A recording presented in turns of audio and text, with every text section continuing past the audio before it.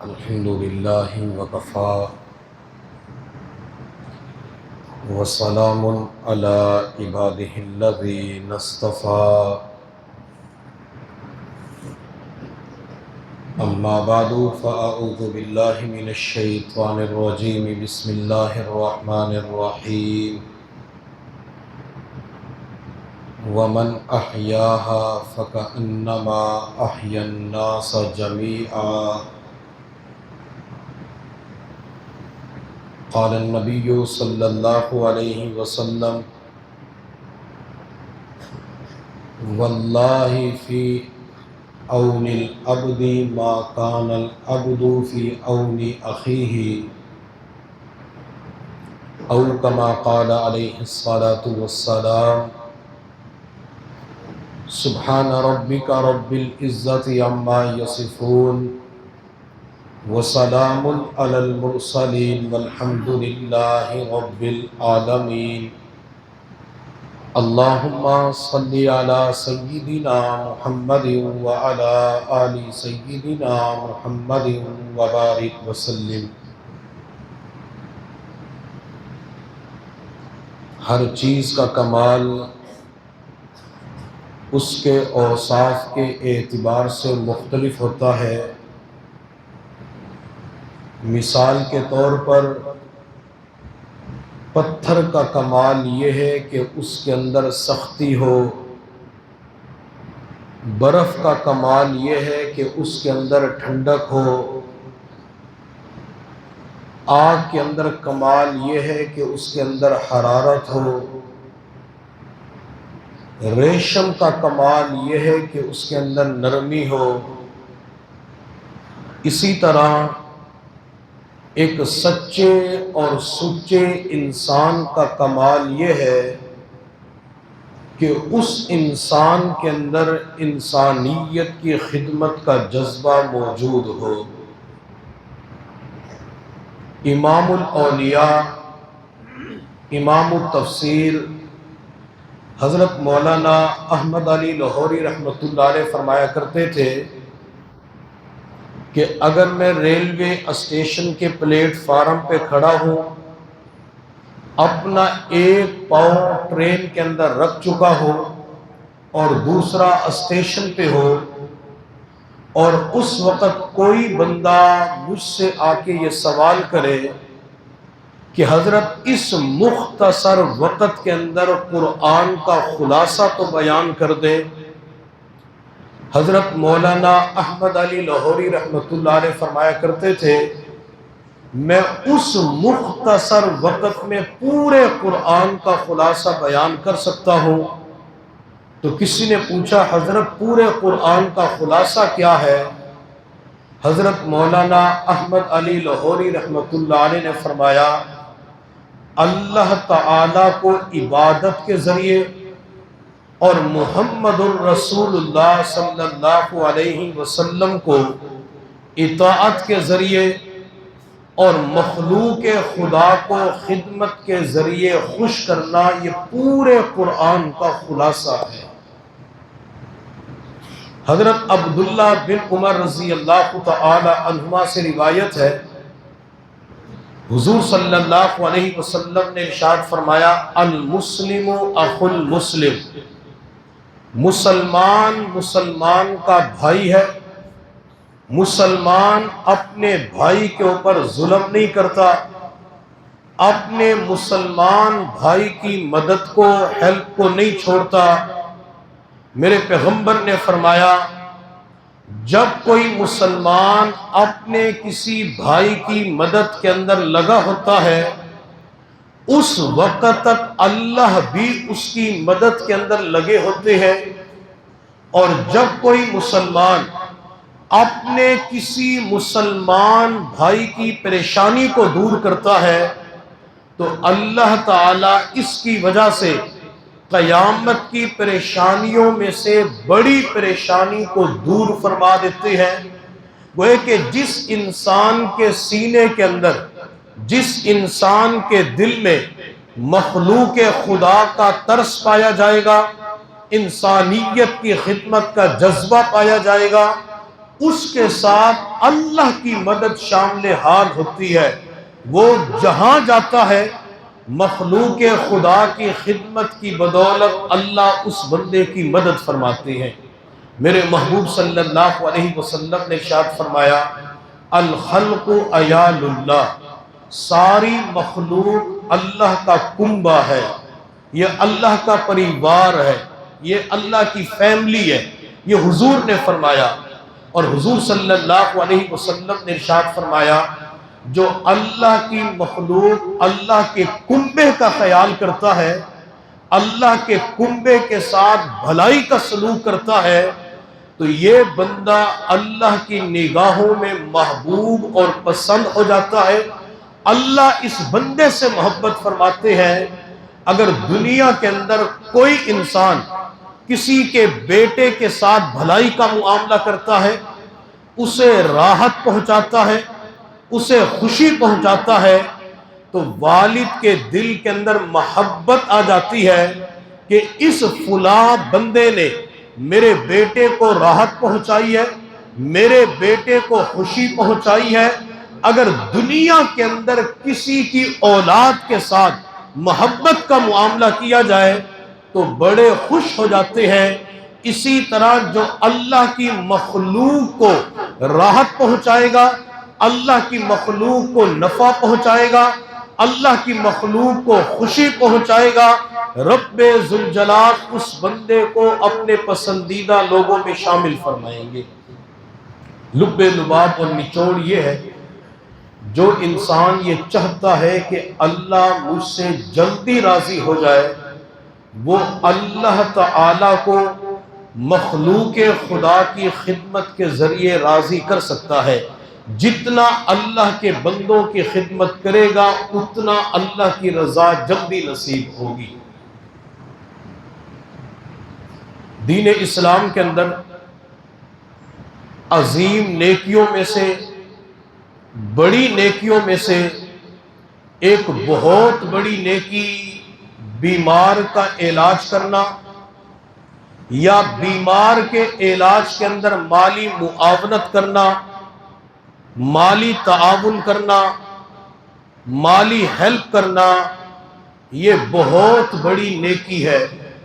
میرے اللہ نے قرآن عظیم الشان میں فرمایا وَمَنْ أَحْيَاهَا فَكَأَنَّمَا أَحْيَا النَّاسَ جَمِيعًا، جس نے ایک انسان کو بچایا اس نے گویا کہ پوری انسانیت کو بچایا۔ اور رب ذوالجلال نے قرآن میں فرمایا وَتَعَاوَنُوا عَلَى الْبِرِّ وَالتَّقْوَى، نیکی کے کاموں کے اندر تعاون کیا کرو۔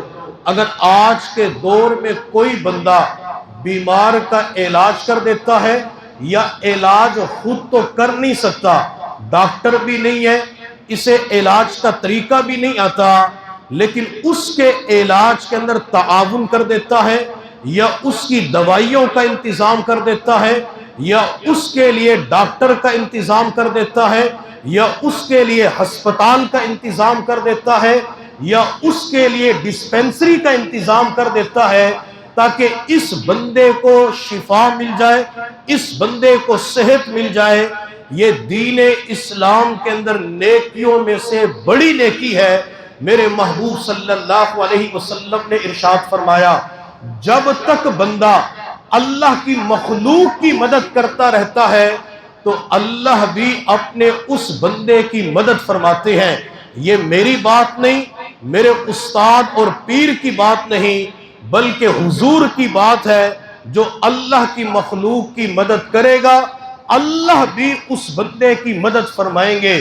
آج کی دنیا کے اندر ہم دیکھتے ہیں ہم میں سے ہر بندہ پریشان ہے، کسی نہ کسی مصیبت کے اندر مبتلا ہے، اور بندہ اپنی پریشانیوں کو دور کرنے کے لیے محنت بھی کرتا ہے، کوشش بھی کرتا ہے، لیکن اس کی پریشانی کئی مرتبہ دور نہیں ہوتی۔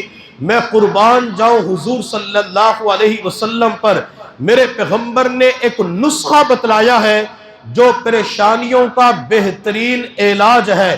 بندہ پریشانیوں کے اندر مبتلا ہے، مصیبتوں کے اندر مبتلا ہے، بیماریوں کے اندر مبتلا ہے، تکلیفوں کے اندر مبتلا ہے، ٹینشن ڈپریشن کے اندر مبتلا ہے، یہ اس پریشانی کو دور کرنے کے لیے تدبیر اختیار کرتا ہے، لیکن تدبیر کام نہیں دے رہی، یا تدبیر اختیار نہیں کر رہا، لیکن یہ بندہ اپنے دائیں بائیں جب مسلمان بھائیوں کے اوپر نظر دوڑاتا ہے تو اسے پریشان مسلمان نظر آتے ہیں، اسی پریشانی کے اندر مبتلا یا اس سے بڑی پریشانی کے اندر مبتلا ہوتے ہیں۔ جب بندہ ان کی پریشانیوں کو دیکھتا ہے تو بندہ اندر ہی اندر سوچتا ہے، اللہ نے مجھے مال دیا ہے، مجھے عہدہ دیا ہے، اثر و رسوخ دیا ہے، اگر میں اسے کچھ مال پیسہ دے دوں، اپنے اثر و رسوخ کو استعمال کروں تو اس کی پریشانی دور ہو سکتی ہے۔ میرے پیغمبر نے بتلا دیا، تم اللہ کے بندوں کی پریشانیوں کو دور کرو، ان کی پریشانیاں دور کرنے کی وجہ سے اللہ تمہاری پریشانیاں دور فرمائیں گے۔ اگر کوئی بندہ بیمار ہے، اس کی بیماریاں ختم نہیں ہو رہی، وہ کسی مریض کا علاج کروانا شروع کر دے، وہ مریض کے لیے فکر مند ہو جائے، بیمار کے لیے فکر مند ہو جائے، اس حدیث مبارکہ کی روشنی میں جو حدیث حضور نے ارشاد فرمائی ہے، یہ بیماروں کے لیے فکر مند ہوگا، اللہ تعالیٰ اس بندے کی اپنی بیماریوں کو ختم فرمائیں گے۔ اور تاریخ اسلام کے اندر اگر حضرات صحابہ کرام اور صحابیات کی زندگیوں کے اوپر نظر دوڑائی جائے تو ہمیں صحابیات، میں صحابہ کی بات نہیں کر رہا، صحابیات کی بات کر رہا ہوں، صحابیات نے اپنی مبارک زندگی میں حضور صلی اللہ علیہ وسلم کے دور کے اندر باقاعدہ چیریٹی ہسپتال کا انعقاد کیا۔ حضرت رفیدہ بنت سعد الاسلمیہ رضی اللہ تعالی عنہ یہ بیعت رضوان کے اندر بھی شامل تھی اور مدینہ المنورہ کے اندر، بلکہ پوری تاریخ اسلام کے اندر سب سے پہلی نرس، سب سے پہلی ڈاکٹر، سب سے پہلی سرجن کے طور پہ انہیں جانا پہچانا جاتا ہے۔ ان کے والد سعد اسلمیہ مدینہ المنورہ کے اندر طبیب تھے، ڈاکٹر تھے، انہوں نے اپنی بیٹی کی تربیت خود فرمائی۔ یہ مریضوں کا علاج کرنے کا طریقہ والد نے اپنی بیٹی رفیدہ کو بتلایا۔ میرے محبوب صلی اللہ علیہ وسلم جب مکہ المکرمہ سے ہجرت فرما کر مدینہ المنورہ تشریف لے گئے اور حضور کا استقبال اہل مدینہ نے کیا، چھوٹی چھوٹی بچیوں نے استقبال کیا اور استقبال کرتے ہوئے کہا، طلع البدر علینا من ثنیۃ الوداع وجب الشکر علینا ما دعا للہ داعی۔ اگر بندہ مسجد نبوی سے نکل کر قباء مسجد کی طرف پیدل جائے تو آج بھی یہ اشعار اس جگہ کے اوپر لکھے ہوئے ہیں جہاں بچیوں نے حضور کی شان کے اندر اشعار پڑھے۔ بچیاں کہنے لگی، او مدینہ والو ادھر دیکھو، 14ویں رات کا چاند طلوع ہو چکا ہے۔ حضور کے چہرے انور کی طرف دیکھا، یہاں اہل مدینہ نے استقبال کیا، بچیوں نے اشعار پڑھے۔ ان استقبال کرنے والیوں میں حضرت رفیدہ بنت سعد الاسلمیہ رضی اللہ تعالی عنہ بھی تھی۔ انہوں نے ایمان قبول کیا، حضور جو بات ارشاد فرماتے تھے یہ اس کے اوپر عمل کرتی تھی، اور مدینہ المنورہ کے اندر رہتے ہوئے لکھنا پڑھنا شروع کر دیا، حتیٰ کہ میڈیکل کے شعبے سے وابستہ ہو گئی۔ یہ میڈیکل کے شعبے سے جو وابستہ ہوئی، ان کا مقصد پیسہ کمانا نہیں تھا، ان کا مقصد شہرت کمانا نہیں تھا، ریا نمود ان کا مقصد نہیں تھا، بلکہ ان کا مقصد اللہ کے بندوں کی خدمت کرنا۔ اللہ نے مال دیا تھا، پھر انہوں نے ایک ہسپتال قائم کیا۔ وہ ہسپتال چار دیواری کے اندر نہیں تھا، ایک عمارت کھڑی نہیں کی، ایک کمرہ نہیں بنایا، بلکہ حضرت رفیدہ رضی اللہ تعالی عنہ نے مسجد نبوی کے بالکل متصل ایک خیمہ بنایا، اور اس خیمے کے اندر وہ عورتوں کا علاج بھی کرتی تھی، مردوں کا علاج بھی کیا کرتی تھی۔ حتیٰ کہ غزوہ احد کے موقع پہ جب سعد بن معاذ رضی اللہ تعالی عنہ زخمی ہوئے تو حضور نے فرمایا اسے رفیدہ کے خیمے کے اندر لے جاؤ، اور غزوہ احد کے موقع پہ حضرت رفیدہ کا خیمہ مسجد نبوی سے باہر نہیں تھا بلکہ مسجد نبوی کے اندر تھا، اندر کونے کے اندر حضور نے خیمہ لگایا. حضور نے فرمایا سعد بن معاذ کو رفیدہ کے خیمے میں لے جاؤ. اور حضور نے رفیدہ کو بلایا. بلکہ میں یوں کہوں گا میرے پیغمبر نے سب سے پہلی سرجن ڈاکٹر کو بلایا اور حضور نے اس سرجن ڈاکٹر سے فرمایا, اپنی صحابیہ سے فرمایا آپ نے سعد بن معاذ کا علاج کرنا ہے. انہوں نے اپنے خیمے کے اندر علاج کیا. اور جب غزوہ بدر کا واقعہ پیش آیا کچھ صحابہ کرام زخمی ہوئے. بعض ایسے صحابہ کرام تھے جن کے پاس نہ اپنا گھر تھا نہ پیسہ تھا, اپنے پیسے کے ذریعے وہ علاج بھی نہیں کروا سکتے تھے. حتیٰ کہ میرے پیغمبر نے فرمایا یہ بیمار رفیدہ کے ہسپتال کے اندر چلے جائے, رفیدہ کے خیمے کے اندر چلے جائے. حضرت رفیدہ رضی اللہ تعالی عنہ نے غزوہ بدر کے اندر زخمی ہونے والے مسلمانوں کا بھی علاج کیا تھا. یہ تاریخ اسلام کی سب سے پہلی ڈاکٹر ہے, یہ تاریخ اسلام کی سب سے پہلے سرجن ہے. یہ حضور صلی اللہ علیہ وسلم کے ساتھ کئی غزوات کے اندر شامل ہوئی اور اپنے پیسوں سے علاج کیا کرتی تھی. مریضوں سے پیسے نہیں لیتی تھی بلکہ مریضوں کے لیے خود کھانا بھی تیار کرتی تھی. بیعت رضوان کے اندر بھی شامل تھی, غزوہ خیبر کے موقع پر بھی شامل تھی, غزوہ تبوک کے موقع پہ مدینہ المنورہ سے تبوک تقریباً 900 کلومیٹر کے فاصلے پر ہے, یہ وہاں بھی مریضوں کا علاج کرتے ہوئے نظر آتی ہے. تو ہمیں چاہیے ہم صحابہ کرام کے نقش قدم پہ چلتے ہوئے آج اپنے دلوں کے اندر عزم بالجزم کرے کہ ہمیں موقع ملا ہم بھی غریب مریضوں کا علاج کریں گے. آج کی دنیا کے اندر اس مہنگائی نے غریبوں کی کمر کو توڑ کے رکھ دیا. معاشی طور پہ بندہ پریشان, کتنی بیماریاں ہوتی ہے, مریض علاج نہیں کروا سکتا, ڈاکٹر کی 2000 روپے فیس ادا نہیں کر سکتا, وہ کئی ہزار کی ادویات خرید نہیں سکتا. نیت کر کے جائے ہم نے غریبوں کا خیال کرنا ہے, اللہ کے بندوں کی خدمت کرنی ہے, انسانیت کی خدمت کرنی ہے. یہ جذبہ اپنے اندر لے کے جائیں گے. مجھے اللہ کی ذات سے قوی امید ہے جہاں جائیں گے ہر جگہ اللہ کی مدد قدم قدم پہ شامل حال رہے گی. ہمارے ملتان سے تقریباً 70-75-80 کلومیٹر کے فاصلے پر ایک علاقہ ہے کوٹدو. وہاں کے ایک بزرگ گزرے ہیں حضرت مولانا دوست محمد قریشی رحمۃ اللہ علیہ. وہ اپنی جوانی کے اندر علم حاصل کرنے کے لیے ہندوستان کے علاقے میں گئے. جس مدرسے کے اندر داخلہ لینا تھا وہاں داخلہ تو مل گیا لیکن کھانے کا انتظام نہ ہو سکا. مدرسے کے محتمم ناظم نے فرمایا کھانے کا انتظام خود کرنا ہوگا. علامہ دوست محمد قریشی فرماتے ہیں کہ میں بڑا پریشان ہو گیا. میں اجنبی تھا, پردیسی تھا, مسافر تھا, مجھے کوئی جانتا نہیں تھا. تو میں نے کہا کھانے کا انتظام آپ کر دیں. انہوں نے فرمایا انتظام نہیں ہو سکتا. علامہ دوست محمد قریشی فرماتے جب انتظام نہ ہوا تو میں نے ارادہ کر لیا کہ ہندوستان چھوڑ کے اپنے علاقے کے اندر واپس چلا جاتا ہوں, وہی تعلیم حاصل کروں گا یا محنت مزدوری کروں گا. فرماتے عصر کے بعد کا وقت تھا, مدرسے کے ساتھ ایک پلاٹ تھا, میں اس پلاٹ کے اندر غم زدہ, اداس, پریشان بیٹھا ہوا تھا. تھوڑی دیر کے بعد میرے قریب سے ایک عورت کا گزر ہوا. اس نے میری طرف دیکھ کے کہا بیٹا تو کسی شریف خاندان کا چشم و چراغ لگتا ہے, کیوں پریشان ہے؟ میں نے کہا اماں میں بہت ہی پریشان ہوں, جا تو اپنا کام کر, میں اپنی پریشانی آپ کو بتا نہیں سکتا. اس بوڑھی عورت نے کہا بیٹا بتا تو صحیح, ہو سکتا ہے میں آپ کی پریشانی کو دور کر دوں. علامہ دوست محمد قریشی فرماتے میں نے کہا اماں میں اتنی دور سے علم حاصل کرنے کے لیے آیا ہوں لیکن روٹی کا انتظام نہیں ہو رہا. اس بوڑھی عورت نے کہا بیٹا تعلیم تم حاصل کرو, روٹی کا انتظام میں کروں گی. میں نے کہا اماں آپ کیسے انتظام کریں گی؟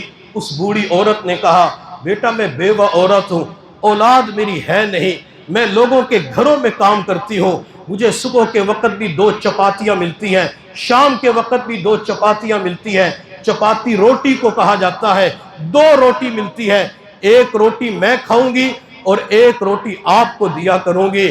علامہ دوست محمد قریشی فرماتے ہیں میرا دل خوش ہو گیا, چہرے پہ بشاشت آ گئی, لبوں پہ مسکراہٹ آ گئی کہ رب نے کہاں سے روٹی کا انتظام کیا.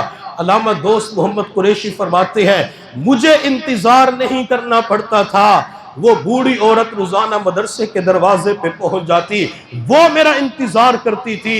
पूरा साल उसने एक रोटी का इंतजाम किया। अल्लामा दोस्त मोहम्मद कुरैशी फरमाते हैं अगले साल खाने का इंतजाम हो गया, मेरी चंद सालों के अंदर तालीम मुकम्मल हो गई। फिर अल्लाह ताला ने एक मर्तबा मुझे हज बैतुल्लाह की सआदत नसीब फरमाई। मैं बैतुल्लाह के सामने मताफ के अंदर बैठा हुआ था, बैतुल्लाह की तरफ देख रहा था। हत्ता कि फिर मैंने सोचा चूंकि सिलसिला नक्शबंदिया से ताल्लुक रखने वाले थे, मैं यहाँ पे बैठ के मुराकबा कर लेता हूँ। फरमाते मैंने अपनी आंखों को बंद किया, अपने सर को झुकाया, जिक्र करना शुरू कर दिया। मुझे उसी वक्त मुराकबे के दौरान जन्नत का एक हसीन मंजर नजर आया। एक बहुत बड़ा तख्त बिछा हुआ है जिसके ऊपर कोई खातून बैठी हुई है, जिस्म के ऊपर जर्क बर्क लिबास है, सर के ऊपर सोने का ताज है, सामने जन्नती दस्तरखान बिछा हुआ है। मैंने पूछा तू कौन है? तू जन्नत की हूर है, तेरा नाम लाइबा है या तेरा नाम आईना है? ये जन्नत की सबसे ज्यादा खूबसूरत हूर का नाम है। तो उसने कहा बेटा दोस्त मोहम्मद, मैं जन्नत की हूर नहीं बल्कि मैं वो हूं जो आपको रोजाना एक रोटी खिलाया करती थी। मैंने कहा अम्मा आप जन्नत के अंदर कैसे पहुंच गई?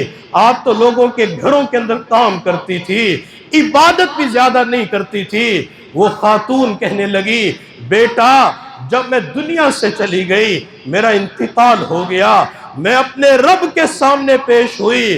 रब ने फरमाया ये मेरी वो बंदी है जिसने मेरे एक बंदे को रोटी खिलाई थी, मैं इसकी एक रोटी को कबूल करके जन्नत का फैसला कर देता हूँ। एक रोटी की वजह से अल्लाह ने जन्नत का फैसला फरमा दिया। अब यहाँ पे बीमार का इलाज करने के हवाले से सोचें, जब बंदा बीमार होता है, बंदे को बुखार होता है, वो रोटी खा नहीं सकता, वो ग़िज़ा इस्तेमाल कर नहीं सकता। मैं और आप ये चाहते हैं ये मरीज भाई मेरी बिरादरी का ताल्लुक रखने वाला, मेरे खानदान का ताल्लुक रखने वाला, मोहल्ले के अंदर रहने वाला, ये भी रोटी खाना शुरू कर दे, ये भी ग़िज़ा इस्तेमाल करना शुरू कर दे। लेकिन कब इस्तेमाल करेगा? जब उसका पहले इलाज होगा, उसकी बीमारियां दूर होगी, बीमार का इलाज करेंगे, अर्शे बरी पे रब्बे जुल जलाल हमसे खुश हो जाएंगे। आज नियत करके जाएं, बीमारों का इलाज करना है, माली ताउन करना है। आपके रशीदाबाद इलाके के अंदर मदरसा रियाजुल निसा के ज़ेर एहतिमाम हाजी रशीद अहमद साहब की सरपरस्ती के अंदर अर रशीद डिस्पेंसरी बनी हुई है। मैं इनकी अजमत को सलाम करता हूँ। इन्होंने अपने घर बार को नहीं देखा, हर महीने 5.25 लाख रुपए इस डिस्पेंसरी के ऊपर खर्च होता है। अगर चाहते 5.5 लाख रुपए अपने घर के अंदर खर्च कर सकते थे। 5.5 लाख रुपए साल के अंदर जमा करके प्लाट खरीदा जा सकता था, सोना चांदी खरीदा जा सकता था, उस पैसे के जरिए ख्वाहिशात को पूरा किया जा सकता था। लेकिन हर महीने 5.25 लाख रुपए खर्च करते हैं, 5.5 लाख रुपए खर्च होते हैं। 250 मरीज रोजाना डिस्पेंसरी के अंदर आते हैं। ये क्यों खर्च कर रहे हैं? ताकि आज मरीजों का इलाज करेंगे, अल्लाह भी खुश हो जाएगा, मदीने वाले महबूब भी खुश हो जाएंगे। मैं पूरे मजमे से गुजारिश करूंगा नियत करके जाए, इरादा करके जाए कि आज के बाद हम भी अर रशीद डिस्पेंसरी के साथ ताउन जरूर करेंगे। इरादा करते हैं, सारे हाथ खड़े करके इरादा करें। मुझे एक तो इरादा चाहिए था और मुझे एक वादा भी चाहिए था। वादा करवा लूं, वादा करवा लूं। मुझे सिर्फ 20 बंदे चाहिए, ज़्यादा बंदे नहीं चाहिए। एतिकाफ के अंदर 148 अफराद तो मौजूद है, पूरी मस्जिद नमाजियों से भरी हुई है। मुझे सिर्फ 20 बंदे चाहिए, जो 20 बंदे खड़े होकर ये कहें कि इंशाअल्लाह ताला हर महीने अर रशीद डिस्पेंसरी के साथ हम ताउन करेंगे। ताउन कितना करना है वो आपकी सवाबदीद के ऊपर है। हर महीने 5000 का ताउन करें, 10,000 का ताउन करे, 2,000 का ताउन करे, 1,000 का ताउन करे। है कोई बंदा जो सिद्दीक के नक्शे कदम पे चलते हुए ऐलान करे, खड़े होकर ऐलान करे? 20 बंदे चाहिए। अगर ज्यादा खड़े हो जाएं तो और अच्छी बात है। शैतान की कमर तोड़े, खर्च करने के लिए नीयत करें। और हजरात भी खड़े हो जाएं, और हजरात भी खड़े हो जाएं। मैं दुआ देने लगा हूं। जो हजरात मरीजों के इलाज के लिए फिक्रमंद हो रहे हैं, मरीज के इलाज के लिए कोशिश कर रहे हैं, اللہ انہیں آج ہی حضور کی زیارت نصیب فرمائے، اللہ انہیں دیدار مصطفیٰ کی نعمت عطا فرمائے، مریضوں کے علاج کے بارے میں فکر مند ہونے کی وجہ سے اللہ مکہ مدینہ بھی دکھائے اور اللہ حضور کی پوری امت کی بخشش بھی فرمائے۔ تشریف رکھیں۔ اللہ تعالیٰ آپ حضرات کو جزائے خیر عطا فرمائے، اللہ آپ اس محنت کو قبول فرمائے۔ آخری بات کہہ کے بات کو مکمل کرتا ہوں۔ 17 رمضان المبارک کو میں ملتان کے اندر ایک جگہ بیان کے لیے گیا، دوپہر کے وقت بیان تھا۔ جب بیان سے فارغ ہوا تو ہمارے ایک تعلق والے ہیں، آنکھوں سے نبینا ہیں، ہر مہینے اپنے گھر کے اندر بیان بھی کرواتے ہیں، تو مجھے کہا کہ حضرت گھر کے اندر دعا کروانی ہے، تو میں نے کہا ٹھیک ہے میں دعا کروا دیتا ہوں۔ میں ان کے گھر چلا گیا، جا کے دعا مانگی۔ وہ خود آنکھوں سے نبینا، اس کی 3 بہنیں آنکھوں سے نبینا، خود دیکھ نہیں سکتا، 3 بہنیں دیکھ نہیں سکتی۔ تو مجھے اس نبینا نے اپنی جیب سے 30,000 روپے نکال کے دیے اور نکال کے کہنے لگا حضرت یہ 22,000 میری 3 نابینا بہنوں نے آپ کی نئی جگہ کے لیے دیے ہیں اور 8,000 روپے یہ میری طرف سے ہیں۔ تینوں بہنیں نابینا ہیں۔ میں نے پوچھا آپ کی بہنیں کیا کرتی ہیں؟ تو کہنے لگا کہ گھر کے اندر رومال آتے، رومال کا بنڈل ہوتا ہے تو اس کے کنارے پہ کچھ کام کرنا ہوتا ہے، اس سے بہنوں کو جو پیسے ملتے ہیں، جب انہیں پتا چلا کہ آپ نے مسجد مدرسے خانقاہ کے لیے جگہ خریدی ہے تو انہوں نے وہ پیسے جوڑنے شروع کر دیے۔ ان کے پیسے جمع ہوئے، وہ پیسے آج آپ کو پکڑا رہے ہیں۔ میں نے پیسے وصول کیے، موٹر سائیکل پہ بیٹھ کے جب میں مدرسے گھر کی طرف جا رہا تھا تو میرے اندر سے ایک آواز آئی کہ آج کسی عام بندے نے تعاون نہیں کیا، لوگوں نے لاکھوں کی صورت میں تعاون تو کیا ہے لیکن آنکھوں کی روشنی سے محروم ہے، معذور بھی ہے، کمزور بھی ہے۔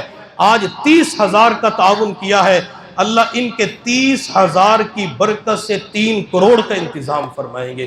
میری آپ حضرات سے گزارش ہے کہ ہم نے مسجد مدرسے کے لیے جو نئی جگہ خریدی ہے تو اس کے لیے بھی آپ حضرات تعاون فرمائیں، اللہ تعالیٰ آپ کے تعاون کو قبول فرمائے، تمام احباب سنتیں ادا فرما لیں۔